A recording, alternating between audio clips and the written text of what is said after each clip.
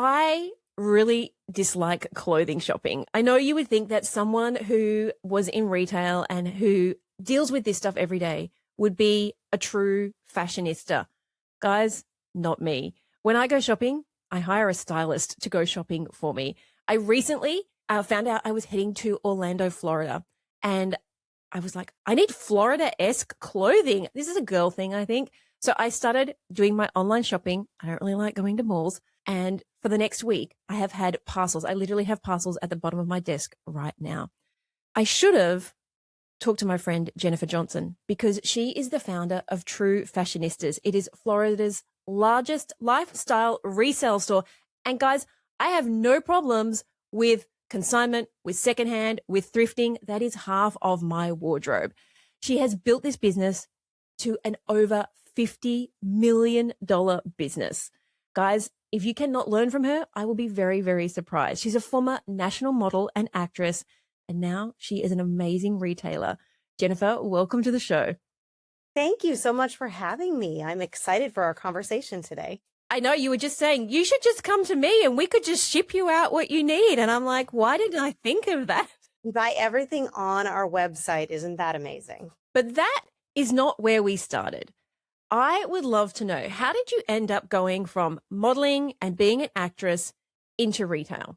Well, it all started getting married. I know that's going to sound weird, but so let me back up. I've always been in love with fashion. I grew up in a family of 6, and I was the second oldest, and we had no money.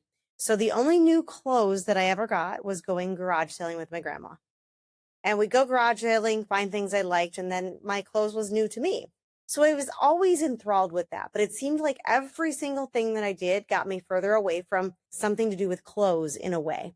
After I got married, I decided I can do this wedding and event planning thing and started a wedding and event planning business, which then turned into a bridal shop where I sold bridesmaids dresses and bridal gowns and tuxes and wedding rentals. So I was kind of in the fashion industry. I was also doing a lot of modeling and acting at the same time as well. It kind of went in tandem, and moved to Florida is really what happened. We moved to Florida and I went, all right, clean slate. Let me realize my dreams. And I'd done a little bit of research. I had in my head an idea of what I pictured as the perfect consignment or resale store. Can I just jump in and ask, when was this? Because I know right now, consignment stores are the hottest thing in the world. Like, everybody has a consignment store. Where I live, we have like 3, and this is not a very big suburb. And so I know that, 20 years ago, because I know how long you've been in this game, it wasn't really a thing. So I would love to know, what even made you think consignment store? Well, and let me tell you, almost 16 years ago when we started, it was still not a thing. And I don't know. I think it was how I was brought up. It's because I never had new things. We always had to hunt, if you will, for what we wanted. And it was something that was ingrained in me. How good is thrifting though?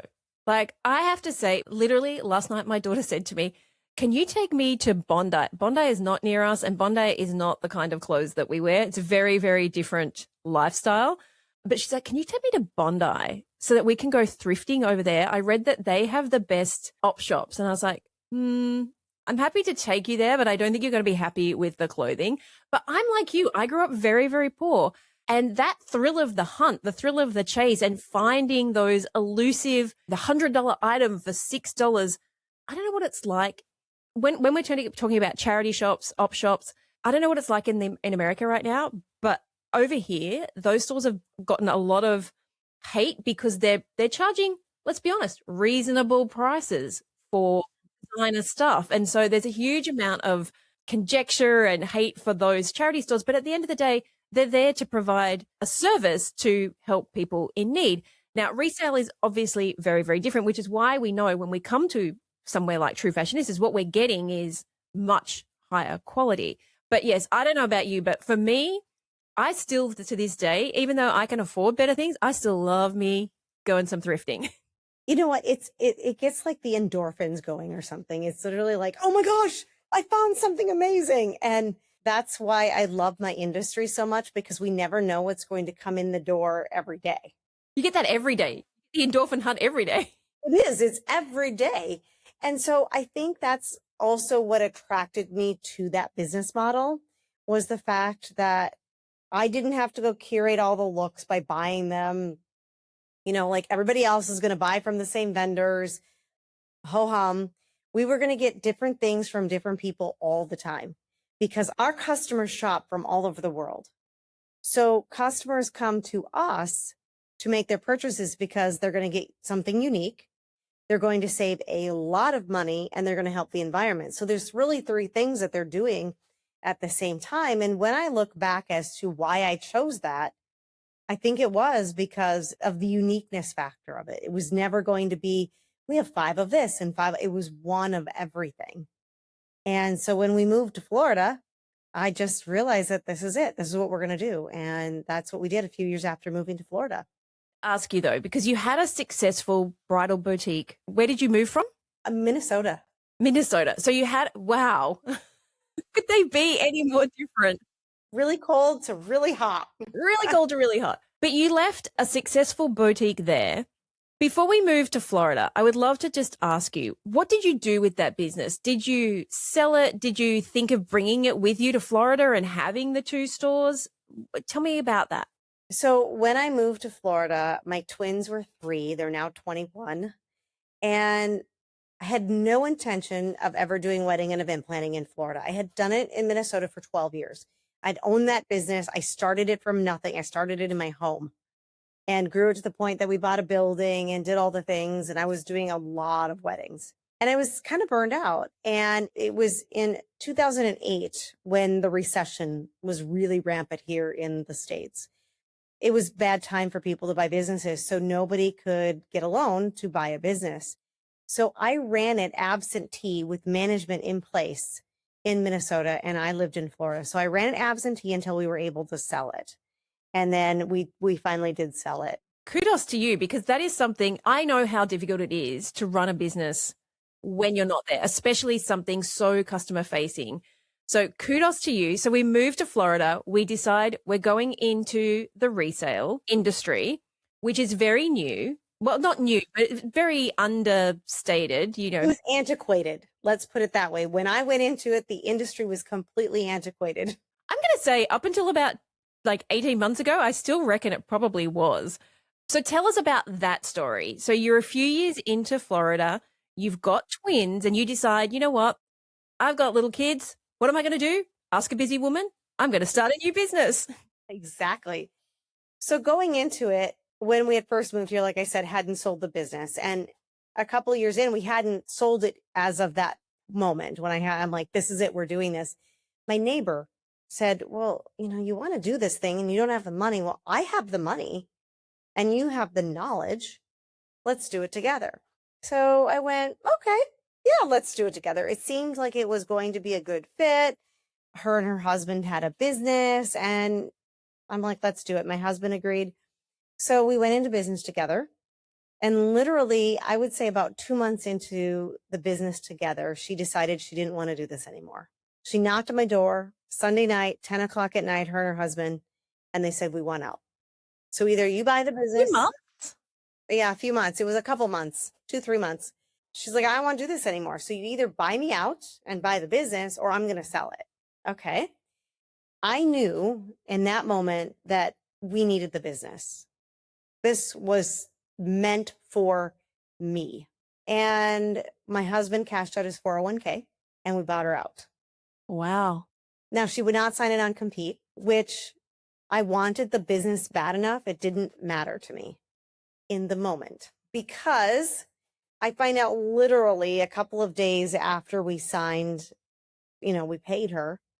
She signed a lease in the same plaza that our business was in, probably 8-10 stores away from it, same side of the shopping center.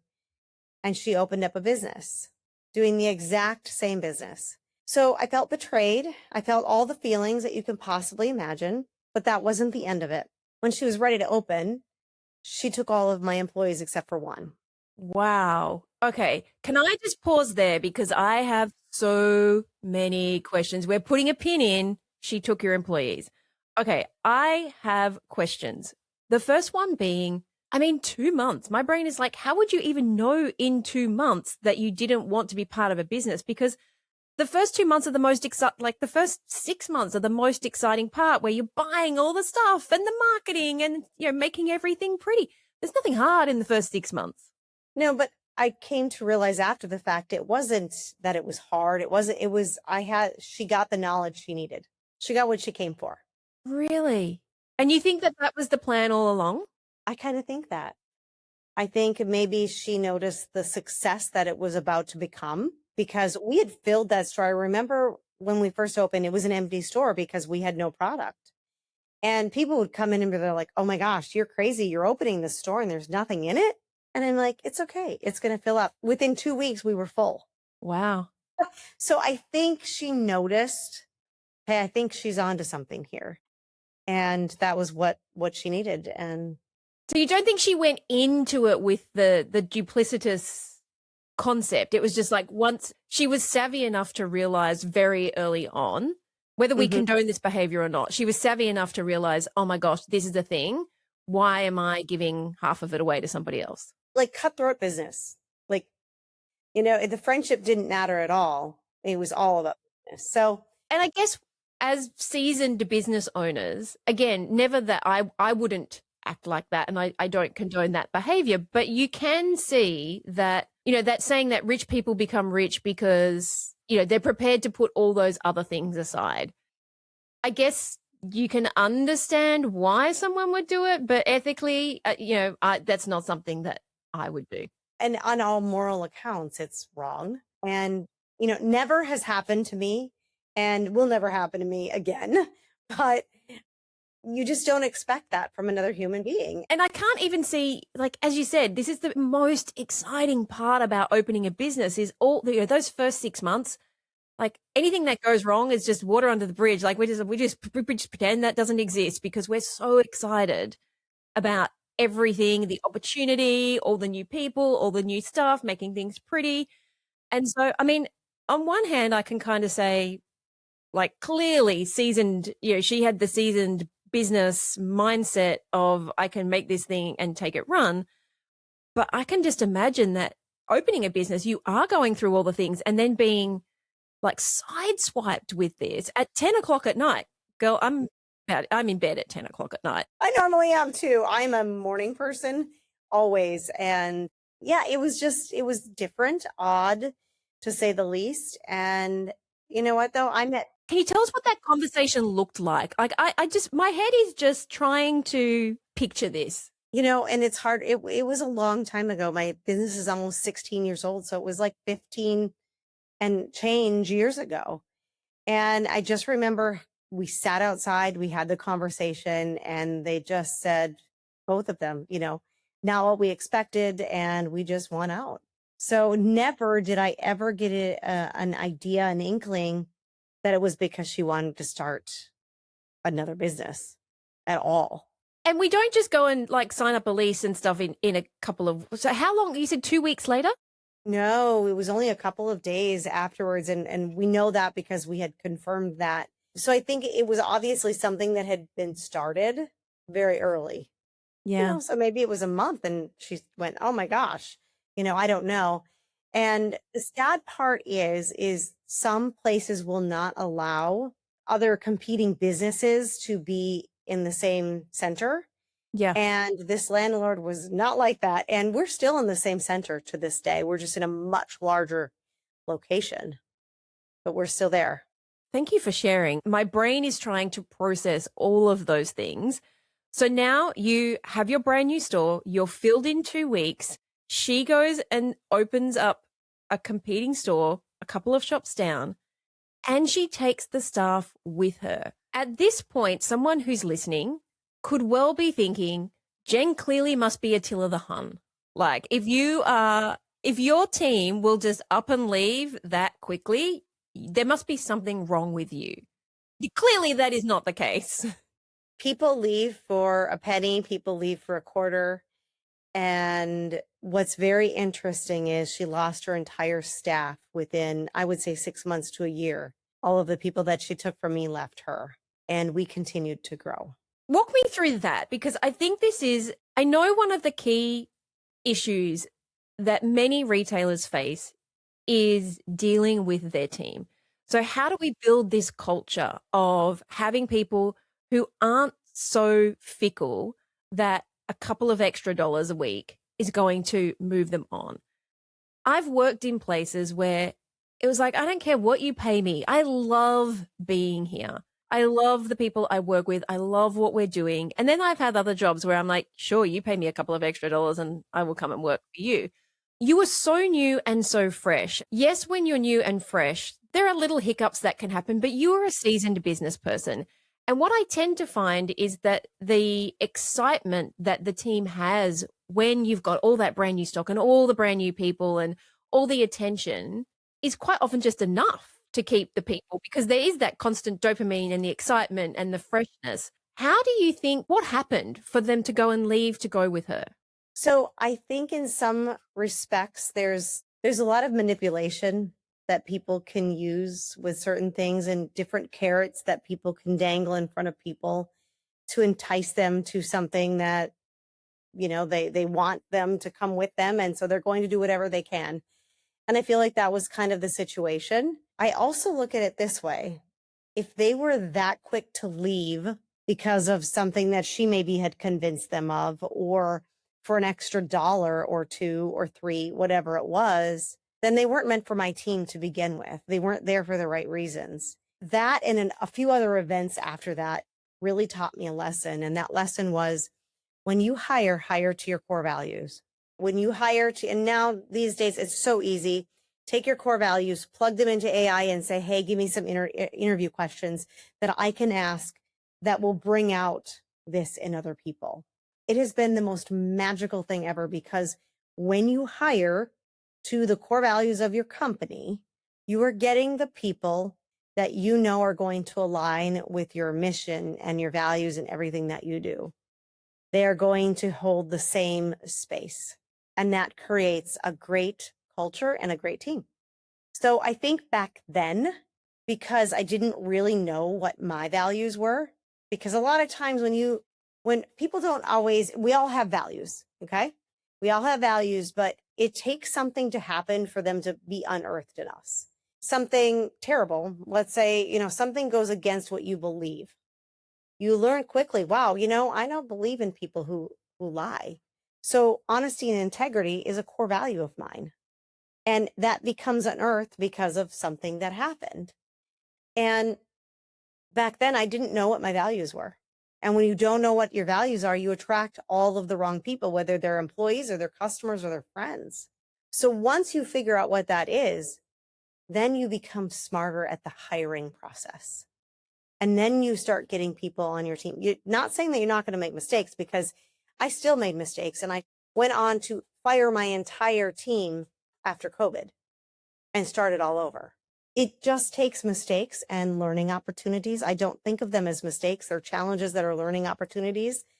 And that's how it works. And I think that's what was at play back then, is I did not know those. So I was attracting the people that didn't fit with the values of my company. It's interesting you should say that, because I remember the first ever business coach I had 17 years ago, and that was the first thing they made me do. And I just remember thinking, this is a load of hogwash. Like, why am I wasting my time? However, exactly what you just said, what I didn't realize at the time was I was completely accidentally taking those core values when I was writing job descriptions. I had a brain injury when I was 5. I swear my brain is just a little bit wonky. And so I never wrote job descriptions in the traditional way. I was always like, are you a this person? Are you a that person? And even to this day, I still write job descriptions like exactly what you just said. Are you the kind of person who comes in early and stays late just because you completely love finishing a job? Something along those lines. I have always attracted, like you said, the people with the core values. We now have very clear values and standards of the way that we work. And what I like about that is we have one core value, which is set the standard. And then we have ways that we work. So we have 6 different ways that we work. But what I love about just having one is the ability to say to the team and to myself, Did the way you show up set the standard? Did the way we interact with the customer set the standard? Does our output set the standard? And so you're not accusing anybody of anything. You're just holding them to this thing that you agreed in the interview process that they were aligned with. And so it almost is it's a qualification tool, like you said, but it's also like a measurement stick.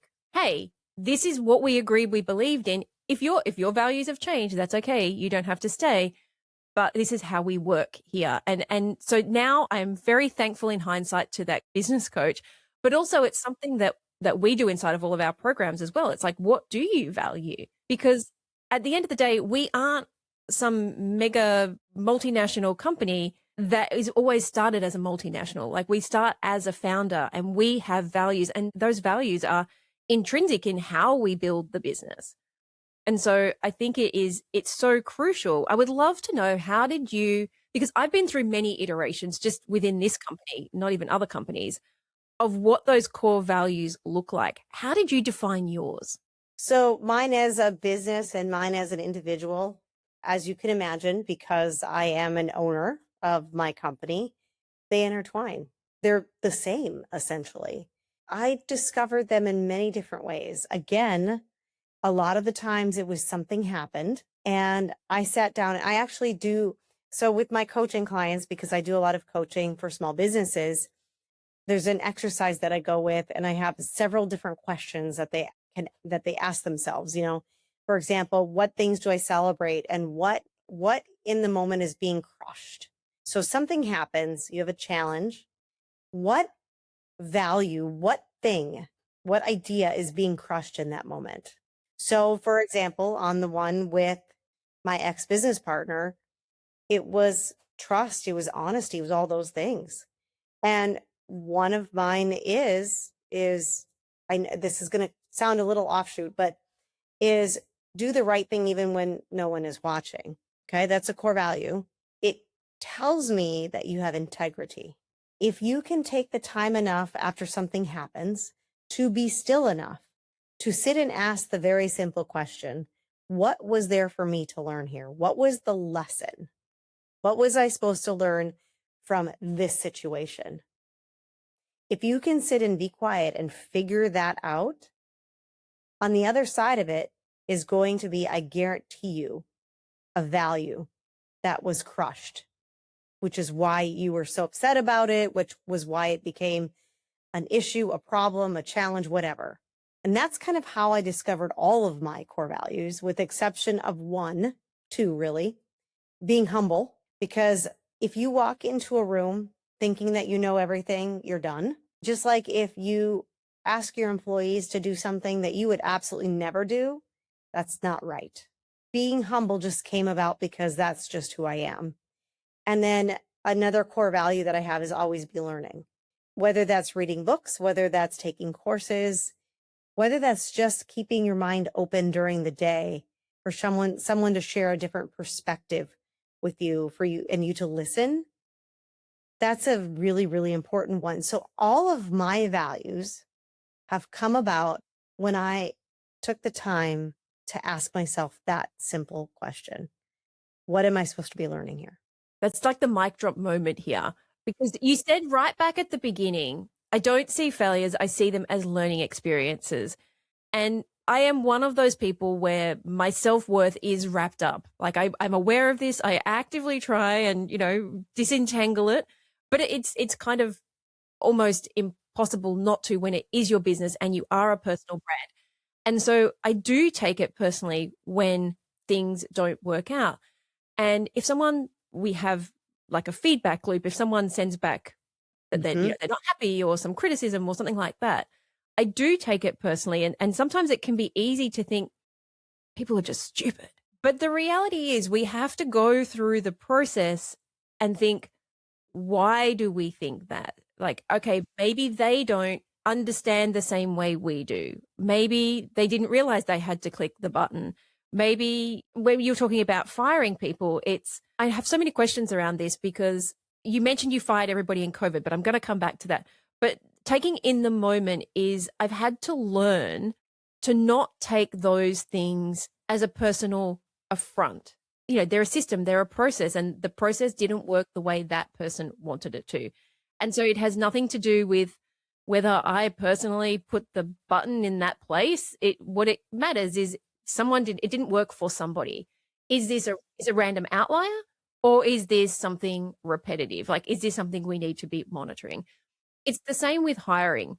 It can be, I have been in not a dissimilar position to you, not with a partner, but where an employee went and opened up their own store while they were working for me and was taking photos of my product in the store and pretending it was theirs. So, not the same, but, that displacement of trust and the respect. And in that moment, you do think, how did I get this so wrong? Like, that person seemed so nice, so genuine, so thoughtful. But sometimes we don't get it wrong. Sometimes it's not even about us. It is about, it's like you said, it's their values didn't align with our values. You mentioned that you fired your team after COVID, and I wanted to come back and ask about that. This is not where we were going with the conversation, but if you're down for it, I'm happy to talk about this part of the conversation, because I know team is our biggest expense. So getting it right is always a constant learning journey. It is always something we're being humble about. It is always something we're always learning. It is always something we are trying to make better. I too have been through this situation where the business grows, and you have a $50 million business. And so you've been through so many iterations. I've been through this process where the people who work for me, let's just call it money beliefs, didn't align with where the company was going. And so they couldn't see that customers were happy to pay the price, or they couldn't see the $50 million business. They could only see a $5 million business. And so their own internal thought processes weren't in alignment with where the company was going or in with the customers. So can you tell me what happened in the COVID moment, post-COVID moment, that made you fire the team, and what happened next? Leading up to COVID, I knew something was wrong in my business. Okay. Couldn't really put my finger on it. And COVID hits, and we furlough everyone. So nobody is working. And I had a lot of time to think about my business, think about the employees, think about the culture that was within my company. And I realized that I was being held prisoner. I know a lot of other business owners feel this at some times. I was being held a prisoner in my own store. The employees kind of all had banded together, and they were lying, they were cheating, they were stealing. They were doing so many things that I kind of didn't see. And I guess it was because I took my foot off the gas pedal. I backed away from my business a little bit to work on other things, and also working on the business. So when you have your head down and your nose to the grindstone, and you're doing the job of other people in your business, you can't look outside of it and see what's going on. Because I had stepped outside of the store and the store wasn't open, I was able to take a 10,000-foot view of what was going on. And that's when I came to all of those realizations. And it wasn't just from me. I started getting messages from customers saying, do you realize that this was going on? And this was going on. It wasn't one or two, it was several. So it opened my eyes, and I finally realized, oh my gosh, this is what's been going on. So we made the decision. We had probably 30 employees at that point. We didn't bring anyone back. So I had to restart my team from zero, which was the best thing that I ever did, because we really started honing in on the core value piece even more, and started adding to our team. And now we're almost at 50 employees. And it was the best thing that ever happened. That and my business partner. See, if you look at these things and go, oh my gosh, why is this happening? Why is this happening to me? Why does all this stuff happen to me? Don't look at it that way. If you can reframe that, just one word, why is this happening for me? That allows you to stop everything and figure out what the message is. Figure out the lesson that was in that challenge. And for me, it was, hey, these people were not aligning. I had my nose to the grindstone. I was doing stuff outside the business. I was working in the business way too much. So I couldn't work on the business. I couldn't see it for what was in front of me because I had my head down. And that's what happened. And to be honest, COVID was one of the best things that's ever happened to our business because it changed everything about it. It changed how I looked at everything. I'm so sorry that happened to you, and I'm so glad that you can see on the other side. And it's interesting.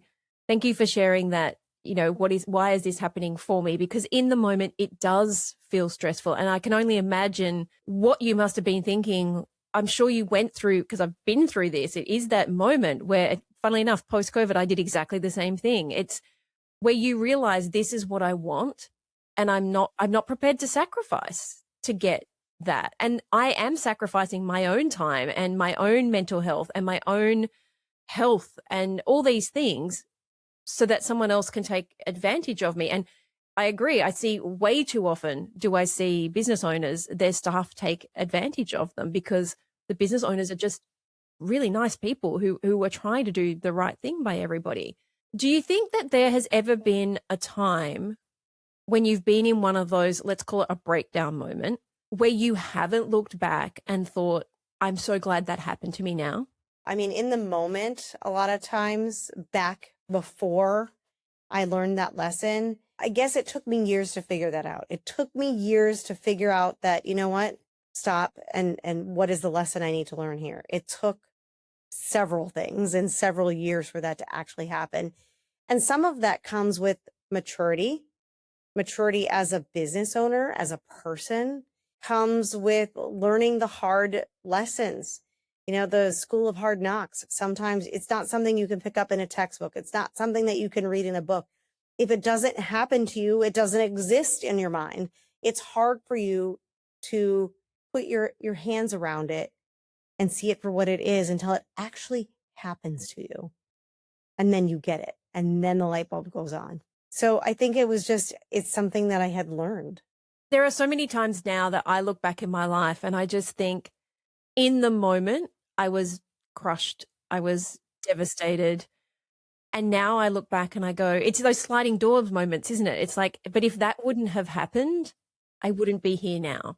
And if that wouldn't have happened, I wouldn't be here now. And so like you said, in the moment is crushing, and you do still have to deal with that fallout. But if we can have that in our mind, which is, why is this happening for me? I think being able to, in the moment, see that, okay, even if it is just, I don't know the answer right now, but I will be able to look back on this moment and realize it did happen for a reason. And I'm not a person of faith, but I just know that in my life, and I've been through a lot of hard knocks, that I always look back and just think this happened for a reason. Without that, I wouldn't be who I am. I wouldn't have what I have.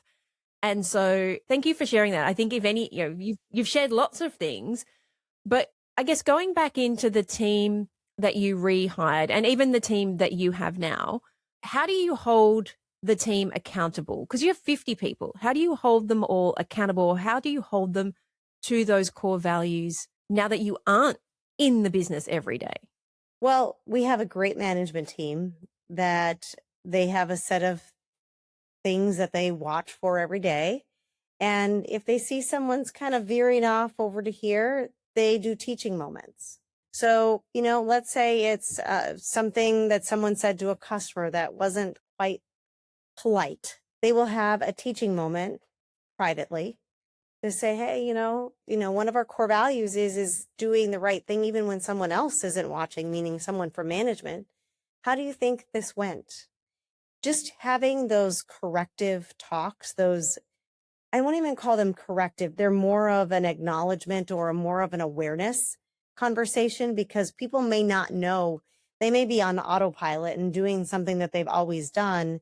That is first and foremost. And I think really at the root of all of it is hiring the right people. And we quickly realize that once we hire, so you can look great on paper, you can do great in an interview, but we're going to really find out what you're like when you come in for the first week. We're very quick. I don't know, your audience has probably heard the saying, slow to hire, quick to fire. I don't like to fire. That's not anything that's pleasant for anyone. But you have to realize if somebody in that first week or first 30 days is not a fit for the company, you're doing them a disservice as well as your company and all of the people that work in your company a disservice if you don't part ways. We're very cognizant of the people that work with us, and we're always trying to direct and train and mentor those people, because I have a saying, po buddies nerfect. We're not perfect, and that's okay. We're not asking you to be perfect. We're just asking you to be moral. We're asking you to have a set of values, that a good set of values. And it's really just at the crux of all of it, it's doing good for everyone, yourself and others. So that's really what we do. We're just always paying attention. I feel like I could talk to you forever and that we could talk about all of the things that management could be doing and hiring the right people. But you just had such a wonderful note to finish off on.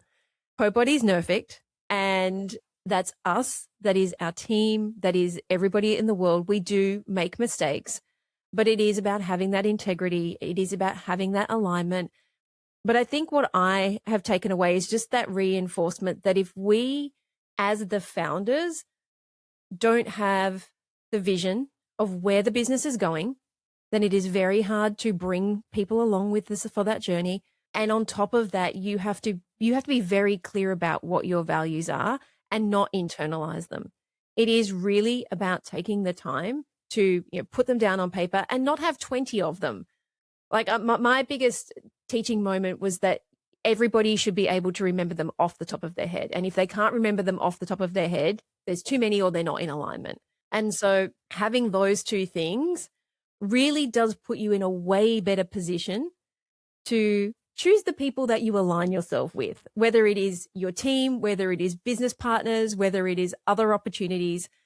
If you know that within yourself and you can always be referring back to it, then that is going to set you up for a much better chance of success. Exactly. I agree. Thank you for sharing.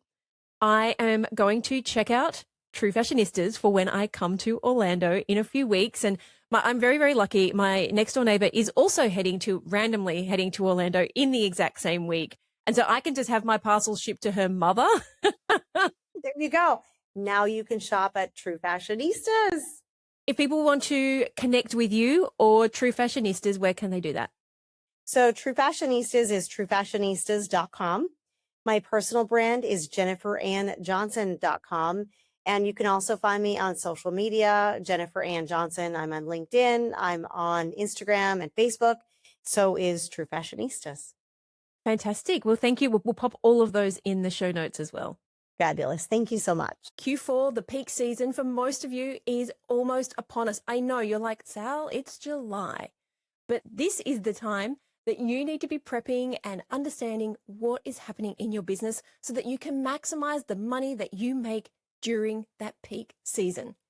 And so I have put together a series of free masterclasses this quarter, Q3, all focused on prepping you for a profitable peak season.